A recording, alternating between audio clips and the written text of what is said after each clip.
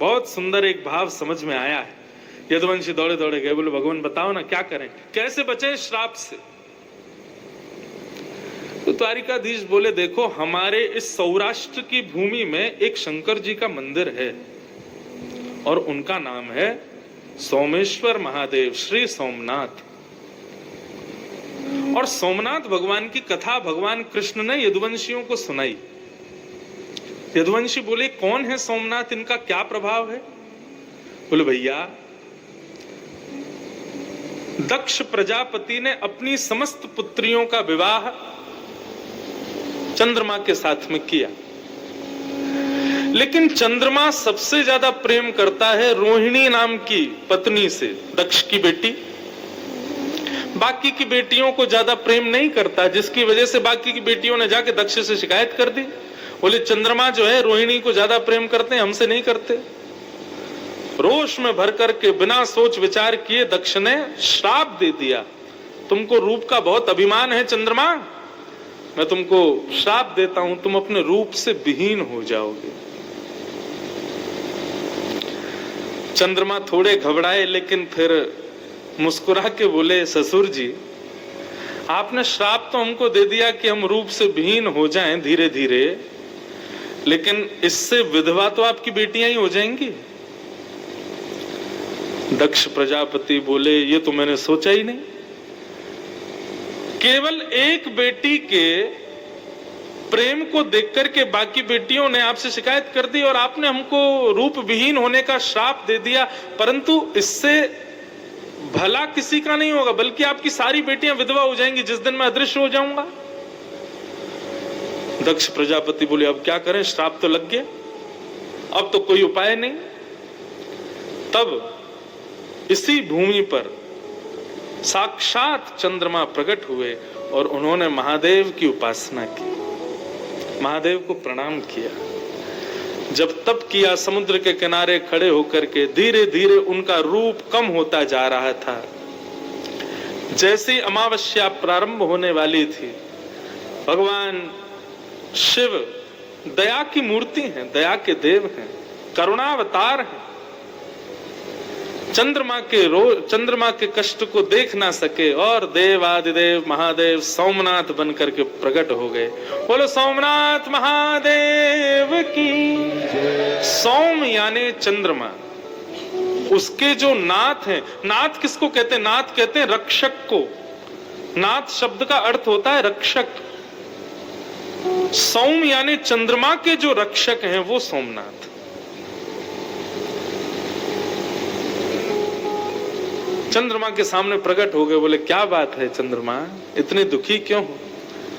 तब चंद्र ने चरणों में प्रणाम करके अपना भाव बताया। बोले मैं रूप विहीन होने के श्राप से शापित हूं महाराज, आप कृपा करो। तो महादेव ने कहा देखो भाई, श्राप को नकारा तो नहीं जा सकता, श्राप तो तुमको लगेगा, लेकिन तुम्हारी भक्ति से हम इतने प्रसन्न हैं, तुम्हारे भाव से इतने प्रसन्न हैं कि हम आशीष देते हैं कि 15 दिन आप अपने ससुर जी के शाप से शापित रहोगे, लेकिन उसके बाद 15 दिन के लिए हमारे आशीर्वाद से पुनः अपने रूप में प्रवृत्त हो जाओगे।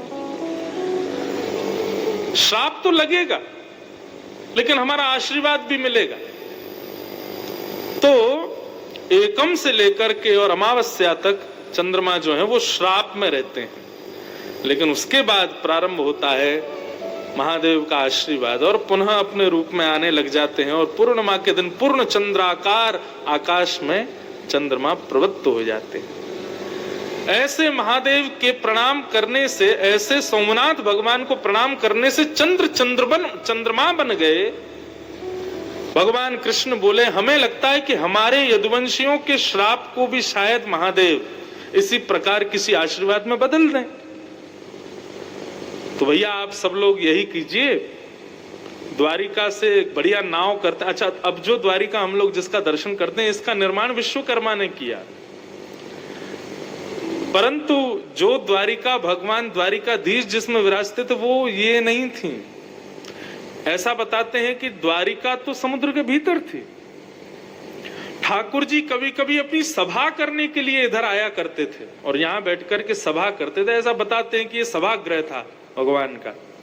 मूल द्वारिका तो समुद्र में थी, समुद्र के बीच। तो भगवान ने कहा बढ़िया नाव बुलाओ और भाई एक काम करो, सारे यदुवंशी उस नाव में बैठ बैठ करके और सब लोग चलो कहां? सोमनाथ। वहां जाकर के ब्राह्मणों को दान करेंगे, महादेव का रुद्राभिषेक करेंगे, उनसे प्रार्थना करेंगे, वंदन करेंगे, समुद्र के किनारे बैठ के महादेव प्रकट हो जाएंगे प्रसन्न होकर के, तो फिर हमारे इस श्राप को आशीर्वाद में बदल देंगे। ये बात सुनते ही महाराज सारे यदुवंशी नाचने लगे, बोले जय हो द्वारिकाधीश की जय हो, आज द्वारिकाधीश ने आनंद करा दिया। परंतु बंधुओं, इस कथा में भगवान की एक चतुराई छुपी हुई है। ठाकुर जी ने सब यदुवंशियों से कहा कि चलो सोमनाथ, वहां जाकर के महादेव की अर्चना करेंगे। सब खुश हुए एक को छोड़ के, और वो एक कौन था? उद्धव, भगवान का प्रिय सखा उद्धव, वो भी यदुवंशी है। एक कोने में दूर बैठा बैठा भगवान को तिरछी नजर से देख रहा था, तिरछी नजर से भी ऐसी नजर से देख रहा था मानो चोरी पकड़ ली गई हो तब कोई देखता है, उस प्रकार देख रहा था। भगवान को ऐसे तिरछे कटाक्षों से देख रहा था। तो भगवान ने जैसे उद्धव को देखा तो भगवान भी सकुचाने लगे, कहीं इसको पता तो नहीं चल गया हमारा पूरा प्लान, कहीं ऐसा नहीं हो चौपट करा दे। सब यदुवंशी तो नाचने लगे, अब हम श्राप विहीन हो जाएंगे, अब हमारा श्राप चला जाएगा, सोमनाथ महादेव कृपा करेंगे। सब नाचने गाने लगे, सब जाने लगे। भगवान ने उद्धव को कहा, उद्धव तुम ऐसे क्यों देख रहे हो हमको? उद्धव बोला, मैं ये देख रहा हूं कि आप चतुर नहीं हो, आप चतुर शिरोमणि हो। हाँ, मैंने बहुत चतुर देखे लेकिन आप जैसा चतुर नहीं देखा। भगवान बोले, ऐसी बात क्यों कर रहे हो? उद्धव पास आया और पास आकर के सामने बैठ गया, बोले बता दूं आपकी चतुराई? भगवान बोले बताओ, हमने कुछ किया ही नहीं। अरे अपने यदुवंशियों की रक्षा कर रहे हैं। बोले रक्षा कर रहे हो आप? बोले जी। तब उद्धव ने कहा, भगवान ये श्राप लगना, सूतक लगना, पातक लगना, पुण्य होना, पाप होना, ये सब जितने भी हमारे पाप पुण्य पातक सूतक श्राप आदि ये जो भी क्रियाएं हैं, ये उनको लगती हैं जो ब्रह्मा की बनाई पृथ्वी पर रहते हैं। और आपकी ये द्वारिका नगरी ब्रह्मा ने नहीं बनाई है। इसका मतलब द्वारिका में रहने वाले प्रत्येक यदुवंशियों को भले ही संतों ने श्राप दिया हो, लेकिन यहां पर ये ब्रह्मा की भूमि नहीं है, इसलिए सूतक पातक श्राप इनका प्रभाव होता ही नहीं है। आप जबरदस्ती सब यदुवंशियों को नाव में बैठा के वहां ले जा रहे हो सोमनाथ, वो ब्रह्मा की बनाई हुई भूमि है। ये जैसे ही नाव से उतरेंगे, नाव से उतरते ही सबको श्राप लग जाएगा। आप श्राप विहीन करवाने नहीं, श्राप लगवाने ले जा रहे हो वहां पे। भगवान ने तुरंत मुंह दबा दिया उद्धव का, बोले चुप, किसी से कहना मत इस बात को। समझ में आई बात? यदुवंशी सोमनाथ आकर के महादेव से श्राप विहीन होने के लिए थोड़ी आए थे, बल्कि उनको श्राप लगा ही यहीं आकर के। क्यों? क्योंकि जिस नगरी में वो रहते हैं वो ब्रह्मा ने बनाई नहीं है, वहां श्राप लग ही नहीं सकता। भगवान जानबूझ करके महादेव की सहायता लेने आए, बोले कि आप ही लगवाओ। क्यों? क्योंकि ठाकुर जी जानते हैं यदुवंशी मेरे जाने के बाद में पृथ्वी पर भार बन जाएंगे, इनको शाप लगना अति अनिवार्य है। तो उद्धव का मुंह बंद किया भगवान ने, बोले कि तुझको कैसे पता मेरी सब बातें? उद्धव बोला, आपका सखा हूं, और सखा का मतलब मित्र नहीं होता, सखा का मतलब केवल फ्रेंड नहीं होता। सखा का मतलब सह खादती सह खेलती, संग खावे संग खेले, संगी सब क्रिया करे, वो सखा है। सब जानता हूं आपके मन की बात।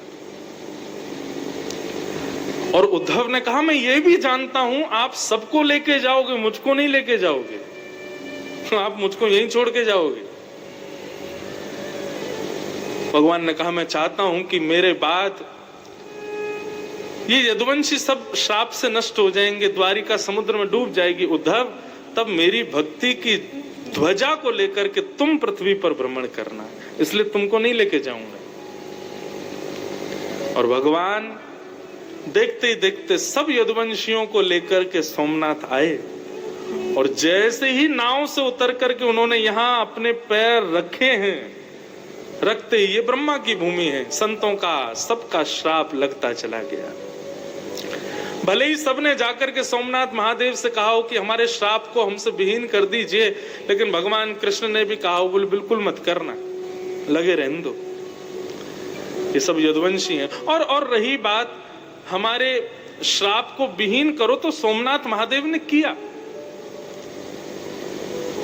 यहां आकर के वे सब वरदान मांगने आए थे कि हम सदा के लिए अजर अमर हो जाए, तो सोमनाथ महादेव ने ऐसा आशीर्वाद दिया, बोले देह अजर अमर नहीं होगा, लेकिन यदुवंशी और द्वारिकाधीश का नाम अजर अमर हो जाएगा, उनकी कीर्ति अजर अमर हो जाएगी।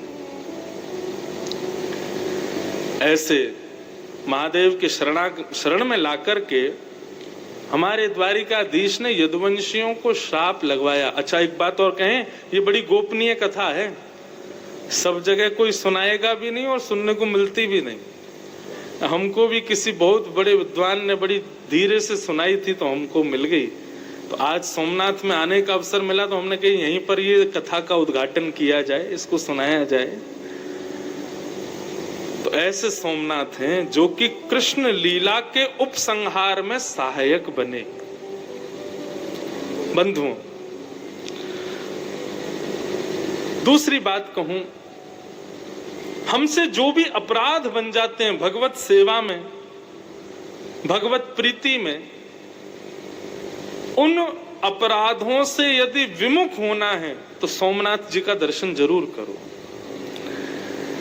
हमारे द्वारा बने हुए अपराध, उन अपराधों से मिलने वाले पापों से विमुक्त करते हैं श्री सोमनाथ जी, सोमेश्वर महादेव। और अभिषेक करें कि क्या सुनावें, क्या बोलें, कुछ नहीं, केवल दर्शन, दर्शन मात्र से आपके द्वारा बने हुए अपराध से आप विमुक्त हो जाओगे। ऐसी सोमनाथ भगवान के दर्शन की प्रधानता है। इसलिए भैया, आपसे जो कोई भी अपराध बना हो, कभी भी ऐसा हो नहीं सकता किसी से कोई अपराध ना बनता हो, उन समस्त अपराधों को आज केंद्र में लीजिएगा और उन अपराधों को केंद्र में लेकर के फिर सोमेश्वर भगवान का दर्शन करना। और प्रण लीजिएगा कि आज के बाद हम ऐसा अपराध नहीं करेंगे, हम वचन देते हैं। इस भाव से आप जब सोमनाथ जी का दर्शन करोगे, आपके समस्त पापों को वो निवृत्त कर देंगे, समस्त अपराधों को वो क्षमा कर देंगे। ये सोमनाथ महादेव की अनुग्रह है, ये कृपा है, इसी के लिए वो विशेष रूप से यहाँ विराजमान है। बोलो देवादिदेव महादेव सोमेश्वर महादेव की। ऐसे श्री सोमनाथ भगवान, जिनकी गोद में हम लोग सब बैठे हैं और राम चरित्र सुनने के लिए अवस्थित हुए हैं। आज प्रथम दिन है बंधुओं, थोड़ा आप मुझे जान लो, मैं आपको जान लूं, थोड़ी पहचान बन जाए हमारी। और जब पहचान जाएंगे आप हमारे स्वभाव को, हम आपके स्वभाव को, तो फिर अद्भुत धारा बहेगी ही। रही बात, एक कनेक्शन और है इस कथा का हमारे ब्रज से। क्या? हमारा जो वृंदावन धाम है और 84 कोस ब्रजमंडल का जो प्रमुख, एक प्रकार से कह दें तो राजधानी है, वो है मथुरा। और मथुरा जो है, उस मथुरा का निर्माण श्री राम कथा से ही हुआ है। हमारे मथुरा को किसने व्यवस्थित किया, मथुरा को किसने स्थापित किया? भगवान श्री राम के सबसे छोटे भ्राता श्री शत्रुघ्न लाल जी ने। और उस शत्रुघ्न जी का जब चरित्र आएगा तब मैं इस विषय को और विस्तार से सुनाऊंगा, कैसे राम जी ने उनको भेजा। और हमारे यहाँ की आपको जान के आश्चर्य होगा, पूरे विश्व में राम लीलाएं प्रसिद्ध हैं, लेकिन हमारे ब्रज जैसी राम लीला, रासलीला पूरे विश्व में कहीं नहीं होती। क्यों? वो राम लीला शत्रुघ्न जी ने ही प्रारंभ की थी। क्यों? क्योंकि अयोध्या से दूर रहते थे, राम जी की याद आती थी, तो क्या करें, तो पात्रों को ही किसी को राम बना के, किसी को लक्ष्मण बना के, किसी को जानकी बना के, फिर शत्रुघ्न जी उनको पात्र सुनाते, तुम ऐसा बोलना, और भरत जी को बताते तुम ऐसा बोलना, जानकी जी को कहते तुम ऐसा करना, और उनको मंच पे ले जाकर के खड़ा करते। और उनको देखकर के श्री शत्रुघ्न लाल जी अपने भाई भाभी, अपने समस्त परिवार को याद करके खूब रुदन करते थे। बड़ा सुंदर चरित्र है शत्रुघ्न जी का।